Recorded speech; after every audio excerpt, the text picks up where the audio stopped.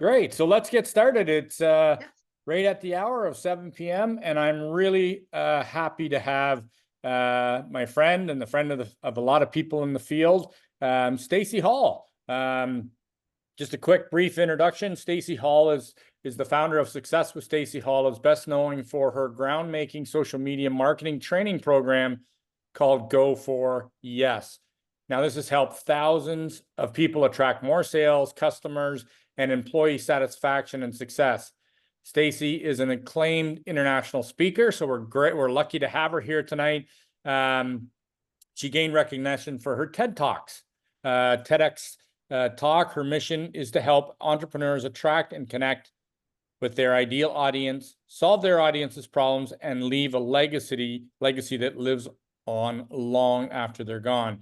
Her new book is called Selling from Your Comfort Zone, because so many salespeople believe that they must push themselves out of their comfort zones and compromise their values to sell products. But as Stacey explains, the comfort zone can actually be a power zone that leads to sales, satisfaction, and success. So we're very, very lucky to have Stacey here. She is known as the Go for Yes gal, because she has coached thousands of entrepreneurs to attract sales, satisfaction, and success in abundance. So it gives me great pleasure to introduce to you Stacey Hall. Take it away, Stacey. Terry, what a fabulous intro. Thank you. Joy to be here. Paul, shout out to you. Thank you for both of you being my fearless leaders. And if Debbie McCartney's here, thank you for introducing me to the company way back when. I'm not going to give a PowerPoint tonight. I'm going to talk like I would to a girlfriend or a friend who's a guy about real human stuff, being a real human. And I'm going to share with all of you, not that I'm opposed to it, but I have built my super patch business completely online. I've never done one in-person demo. And the reason for that is I'm 66. I've been with the company about 6 years. I'm tired. I used to do lots of trade shows, lots of fairs, lots of in-person kind of stuff. I'm just tired, to be perfectly honest. Why I wear that product. I'm a product of the product. And so I like doing things from home. And I love being able, especially now that we are worldwide just about, to be able to meet people wherever they are and have them sample the product themselves without me having to send them samples and then fall in love with it and then support them. And shout out, I know Sigrid's here. Sigrid McNabb is part of the community that I've started as part of the larger communities. And I don't know if any of my other folks are here at Sigrid. It's wonderful to know you're here too. So the topic tonight is why we need to make friends before we can make offers, before we can let people know how great our patches and our socks and our other products are. We have to make friends. And I know what I just said to you is not something new. We've all heard this. But taking the concept from an in-person event where we're at a trade show, everybody knows we're there to do business, to an online experience requires different skills, completely different skills. It requires the skills that we would all have if we were at a party, a birthday party, a housewarming, a holiday party, with somebody who invited us to be there so that we can meet their other friends. How many of you have ever been to a party like that? Somebody invited you to a party so that you can meet other friends. Just wave at me, like, because, bear with me here. It's like, duh. No, it's not a trick question. It is just that simple. If you've been to a party, then you already have the skills. Now, I would like to know, wave at me if you would, or drop it in the chat.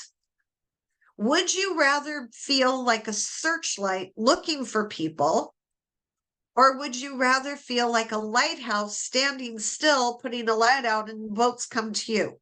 So raise your hand if you'd rather be a searchlight searching around for people in the dark. Searchlight, anybody? Okay, raise your hand if you'd like to be a lighthouse, standing for something, knowing what you stand for, and people see your light and they come to you. Xavier, Monica's raising her hand. I got that. Okay. So what I'm going to share with you is the distinctions between being a searchlight and being a lighthouse. A searchlight looks at every possible person online as a prospect, every possible person. And in order to find out if it's true, they start pitching their products, whatever they are, before they get to know the person. I had somebody do this to me over the weekend. We're in a group together, and she decided that since we were in the group together, that she would send me a private message, unsolicited, doesn't tell me anything about herself, but tells me everything about her product and even drops me a link to go take a look at it if I'm interested. Well, I wasn't interested. I wasn't expecting the message. I don't even know what the product really does, and I'm not going to invest my time watching the video to find out if I need it. Is anybody like me? Like, people drop that stuff and you go, I don't have the time to look at your stuff. I'm focused on mine. Just wave at me if you feel the same way. Okay. Well, if we all feel that way, guess what other people feel? The same way. Okay. If we don't want people to ghost us, if we don't want people to ignore us, if we want people to go, ooh, I want to see where that light is coming from. Remember being a lighthouse. Then we have to do some homework ahead of time. And that homework begins with remembering why you chose to purchase the products in the first place, whether it was the socks, the knee sleeve, as I call it, the smarter sleeve, or the patches. You must first, each of us must first remember why we wanted those products in the first place. And if you want to drop it in the chat, just to share with all of us, go ahead and share. What was it? I'll tell you that I started because I bought socks for my husband. He's a long distance cyclist, and I thought the socks would help him. And what I wound up buying first were the socks were too small. So I bought him another pair and he enjoyed them. But then there was this pair of socks, and I hate returning stuff. So I started to wear them. And every time I wore the socks, I felt like I was being given a warm hug, honestly, to the point where I forgot about all my other socks, and I would just keep washing out the same pair of socks and wearing those. Like, I don't know what's in these things, but I love them. And then I had to go buy more. And that's how I started. And that warm hug actually made my feet feel better, my hips feel better, my knees feel better. That's where I started. Now, wherever you started, there are people who are feeling like you did back then. There are people who have arthritis. There are people who are recovering from accidents. There are people who are feeling brain foggy. There are people who are feeling they need more energy. There are people feeling like they need more sleep. You're all with me, right? We know this. But then why do we go tell everybody instead of going to groups where people who have these problems are hanging out together? There are groups for people who deal with arthritis. There are groups for people who are recovering from accidents. There are groups of people over certain ages. There are people who want information about sleeping better. Now, if we go into these groups, which many people will do when they're in network marketing, I'm not pointing fingers at anybody here, but in other network marketing companies, they'll go into those groups. And the first thing they will do is they will drop a product promo in the group. And then they wonder why nobody responds. Wave at me if you know what I'm talking about. You've seen these.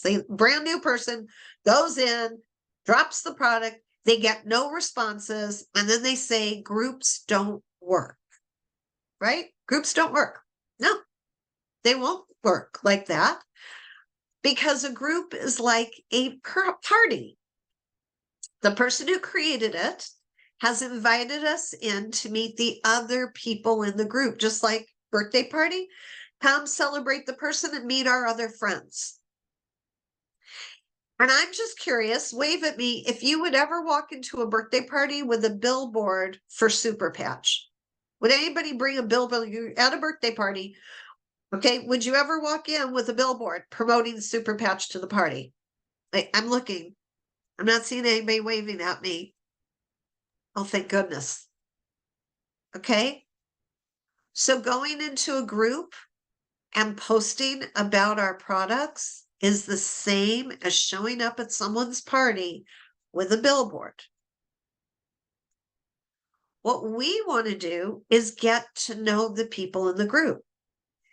If we know that it's a group about people who are looking for arthritis tips, what we can do is go into the list of members. Okay, if it was a birthday party for Super Patch, yeah, exactly. But then someone else is going to have the banners. We don't have to bring them. Okay. So we go into the group and we look at the list of members. How many of you, wave at me if you know, inside a group, you can always click on it says members, or it will say people if it's a public group, and you can click on it and get a list of everybody who's in the group. Wave at me if you know that. Okay, if you didn't know that, then great, then now you do. Well, in that listing of members or people, it'll say who we have things in common with. Like Facebook does the work for us.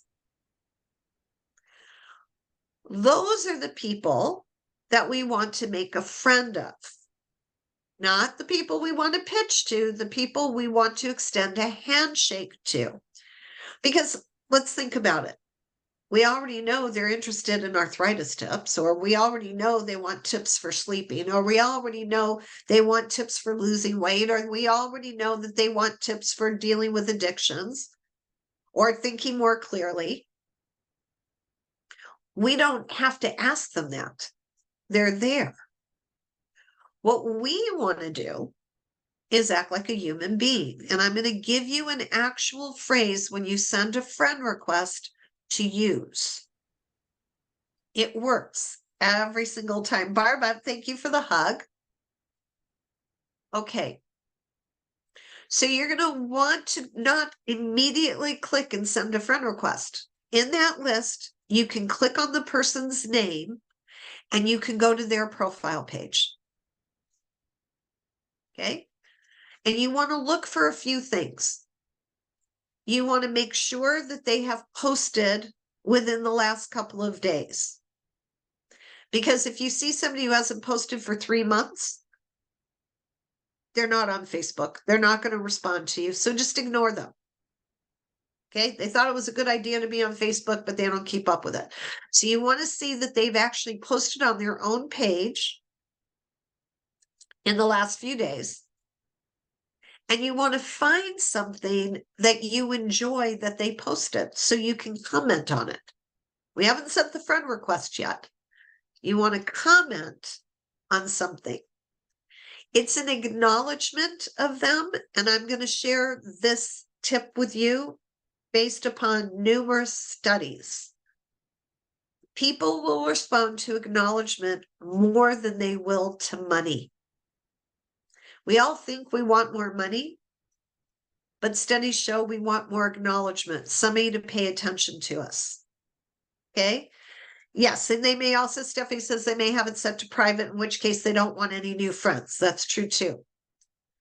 So we want to find something that we can genuinely comment on and say, oh, I love that. And you know, Facebook, if you're on your phone now, Facebook is giving us these AI generated responses. So we don't even have to be clever. We could just use one of those. So they've posted recently, you've liked what they posted, and then you're going to send the friend request with a message. Okay. And if somebody, I'll go slow, if somebody wants to write this in the chat, and you're going to say, hi, and their first name, and please spell it correctly. One of the ways that people feel acknowledged is when we spell their name correctly. Yeah, that Vicky's nodding. I'm sure, Vicky, you're like me, you get all sorts of spellings when it's right there, right? Like you're sending me a message. How is it that you cannot spell my name correctly? It's right there. Okay. So make sure it's spelled correctly. And then you're going to say, I'm reaching out with a friend request. I am reaching out with a friend request because, and that because must be in there. Because is an answer to the question, why? It's a very powerful word. When we tell people a because, they feel like they're getting an explanation and it calms their nervous system. Okay. I'm reaching out with a friend request because. Wave at me if you're ready for me to go to the next piece. Okay. Facebook suggested we have things in common. Period. Because it did, right? It's the truth. Because Facebook suggested we have things in common. Why wouldn't I reach out to you? Okay. So that's your first sentence. Your second sentence is, so I chose to visit your profile page. So I went and visited your profile page, which obviously you did because you commented on something they put there, right? You're just saying it was me. I'm the one who did that. Are you with me so far? I'm getting smiles. So okay, good. Okay. And I saw, and then you're going to refer to that post that you commented on. It's closing the loop for them. It's like, oh, okay, yeah, you're right. That's you're the person who commented.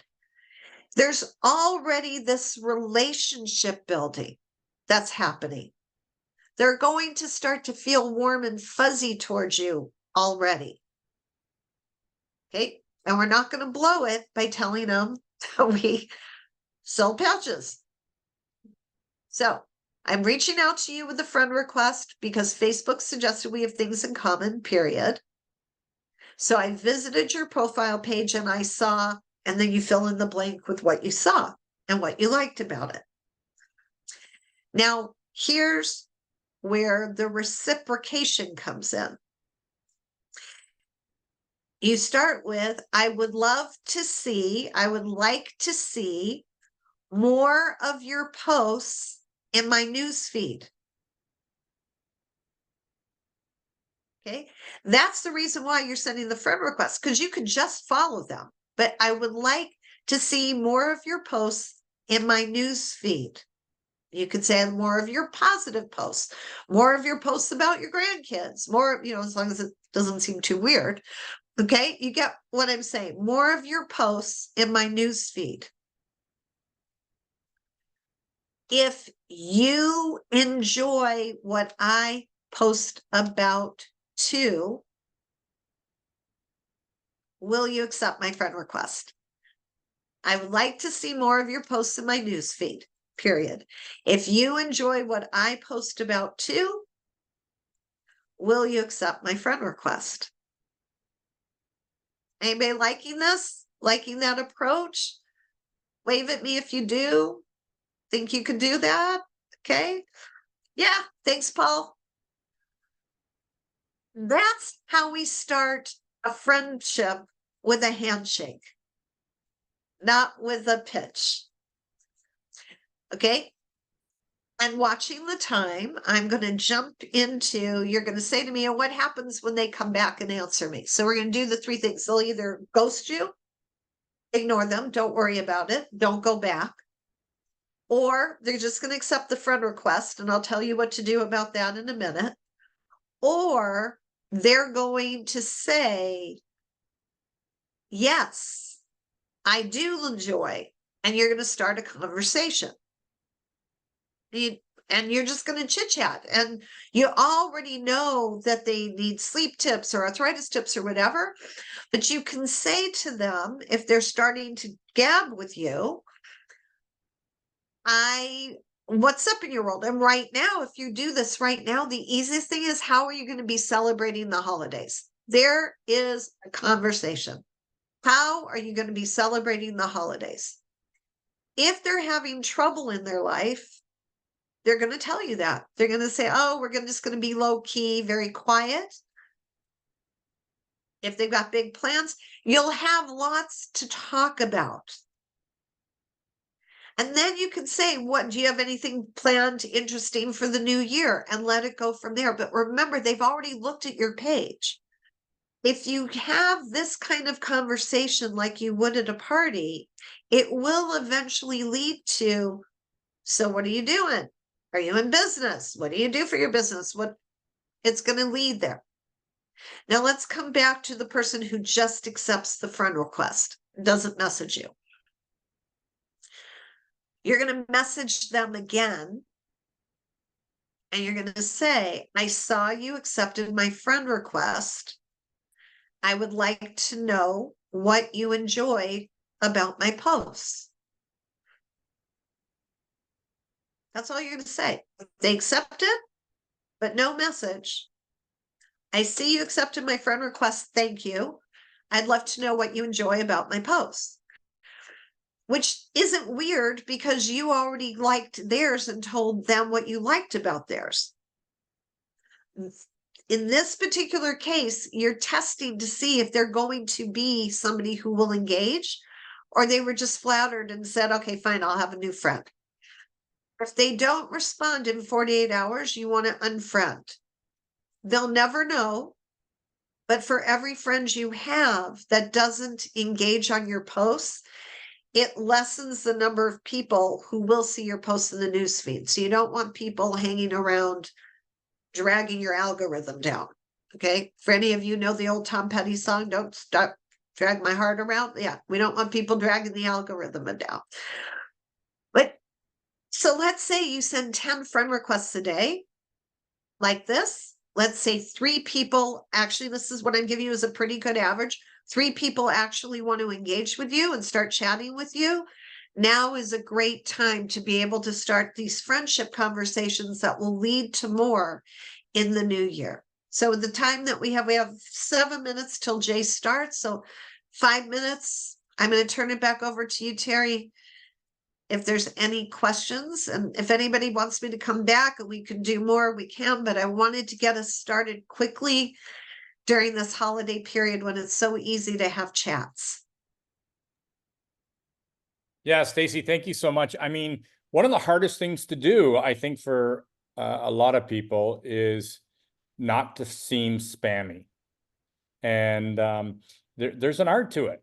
And I think, you know, you have, laid out a plan and some verbiage that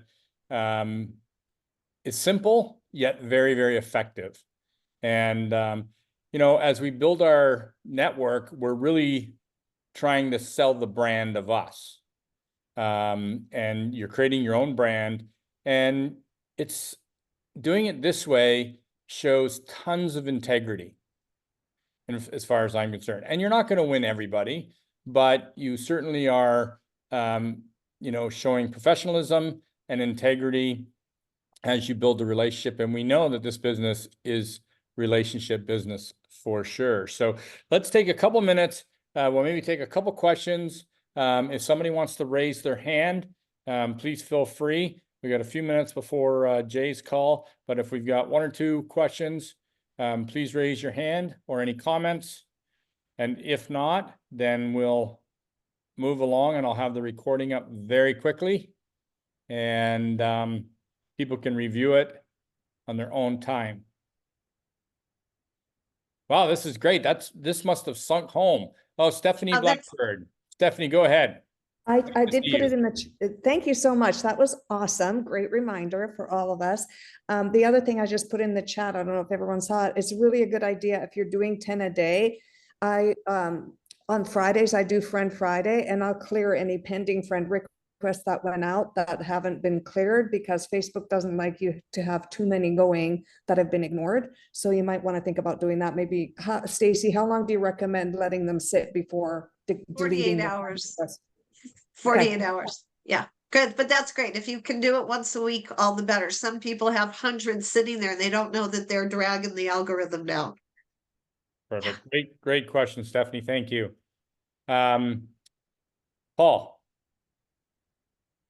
Just a quick question, Stacey. So we know the stats typically that out of every 10 people you approach or whatever, you know, one's going to be interested, and one will join.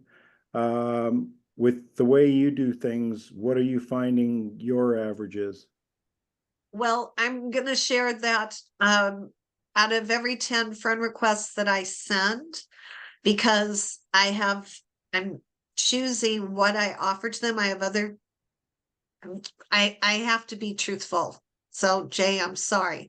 I do have some other things. And so as I'm building relationship, it isn't always to super patch. So my statistics are, if you're 100% in, I would say if you're doing 10 a day, that's 50. If you do 5 days, 3 a day, you're looking at 15 people. I would expect that you would, over time, on average, let's say over the course of a month of conversation back and forth, it should be reasonable for you to have 3 out of the 15 every week. Perfect.